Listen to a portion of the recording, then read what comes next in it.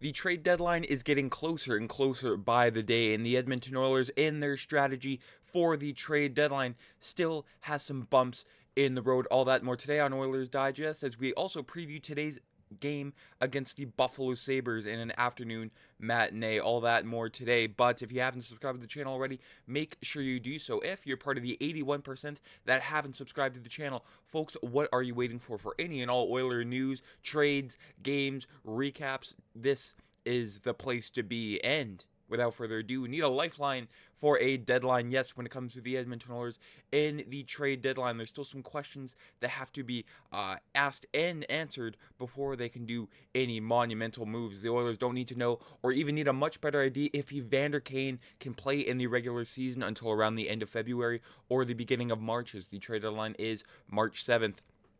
His availability and his 5.125 million cap hit goes has a significant bearing on how they can operate. As yes, the Oilers are currently operating in LTIR. If Evander Kane were to return before the end of the season, the Oilers have to sort of pay that 5.125 million back to the league, as they are currently dipping over the salary cap. Again, the Oilers are just fine this season, but always planning for Kane's now potentially unlikely in-season return only adds more fodder to anyone who thinks general manager Bowman should have matched at least one of the offer sheets to Dylan Holloway or Philip Berberg. Yes, back on that train yet again. I've moved past it, but of course, some haven't. And hindsight in this case is 2020, because of course the Oilers lost Holloway and Broberg, gained players like Jeff Skinner and Victor Arvidsson, and most were thinking, hey, we're better off with them. But of course, there's always, the devil's advocates of seeing how good Dylan Holloway and Phil Broberg, to an extent, with the St. Louis Blues, have been doing so far this season. But that is the past.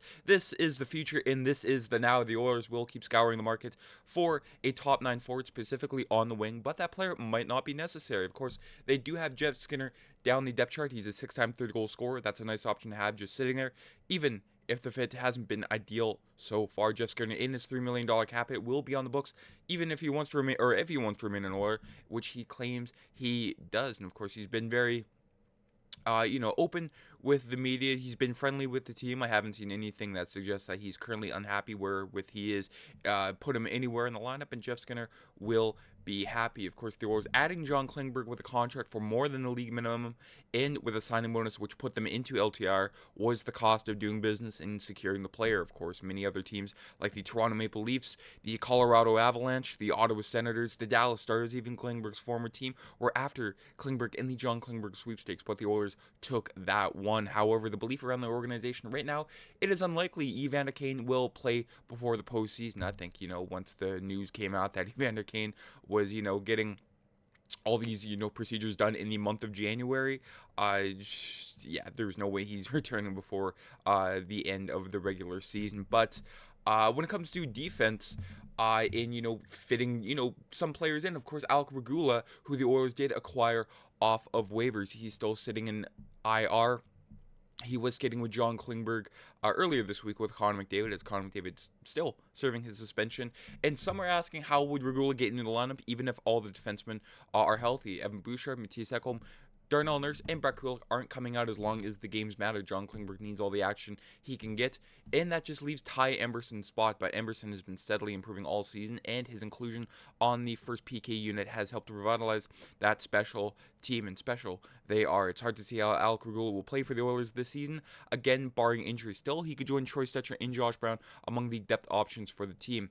Pierre LeBrun wrote earlier this week for The Athletic, expecting the Oilers to add another blue liner before the deadline. At least there isn't a ton of pressure right now to do so. Of course, this all hinges on how John Klingberg performs with this Oilers team. Of course, the projections were having, Darnell Nurse and Klingberg start out on that second pairing. That could be a little risky, but of course, you don't know what happens until you try. Darnell Nurse has been, pretty good this season after the Ryan Reeves hit, which pretty much hit the reset button for Darnell Nurse. So try it out for a game, see what happens with it. Of course, Kris Knoblauch is no stranger to tinkering with how stuff works. And again, don't knock it till you try it. It could work, it couldn't. But of course, if Klingberg doesn't work out, the Oilers will have to hit the market yet again for a defenseman. Of course, some names, rumbling around for the trade rumor mill, including David Savard of the Montreal Canadiens. His role has sort of been pushed down after the Habs did acquire Alexander Carrier. Of course, nothing special with Savard on the offensive side. You're pretty much signing him or trading for him for that cup pedigree. Of course, he was a member of the Tampa Bay Lightning and, of course, a hard, rugged-nosed defenseman.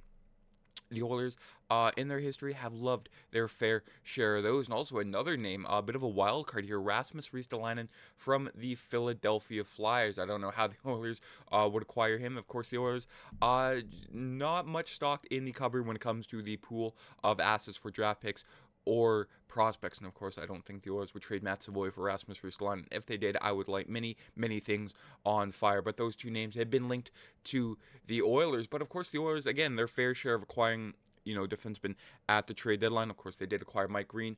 For 2 whole games, they got 120 minutes out of Mike Green, and then he disappeared for the playoff bubble in exchange for Kyle Brodziak from the Detroit Red Wings. 2021 brought us Dmitry Kulikov, who was a part of the Oilers for a good chunk of that season after that, and then he played with them in the playoffs against the Winnipeg Jets, and then he went his separate ways.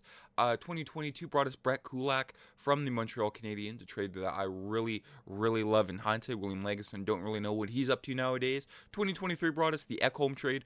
I didn't really need to include that. That just goes without saying. With 2024, Troy Stecher with the Edmonton Oilers acquiring from the now defunct Arizona Coyotes. So I expect the Oilers to get at least, a depth defenseman. Many have been, asking for Marcus Pettersson from the Pittsburgh Penguins. I think that's, the bona fide number one ask for them, but that would just be, depth on the left side. Again, behind Ekholm, Nurse, and Brett Kulak. So any move for a defenseman at this point would just be, injury insurance, unless, of course, they get a top 4 defenseman that just slides right into the lineup with ease. Many are, going for, get another Ekholm, but that was a once-in-a-lifetime deal for the Edmonton Oilers. But that I have no idea, what the Oilers are going to do for the trade deadline. Of course, many are saying, get a 4th-line center, but they already have one in Noah Philp.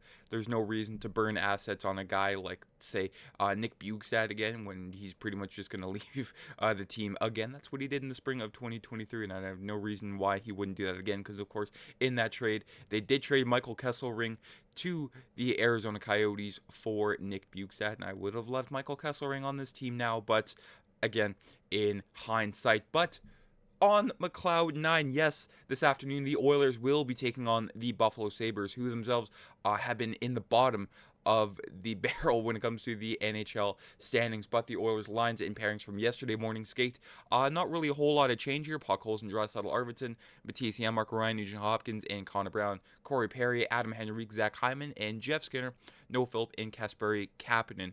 Meanwhile, on the back end, of course, if it's not broken, do not fix it. Matisse Ekholm in, Evan Bouchard, Darnell Nurse, and Troy Stecher, and then Brett Kulak in, Ty Emerson with John Klingberg, again, getting the reps on the ice. And Stuart Skinner is expected to start this afternoon. And when it comes to Jeff Skinner, his first game, after coming to Edmonton against Buffalo, in Kris Knoblauch.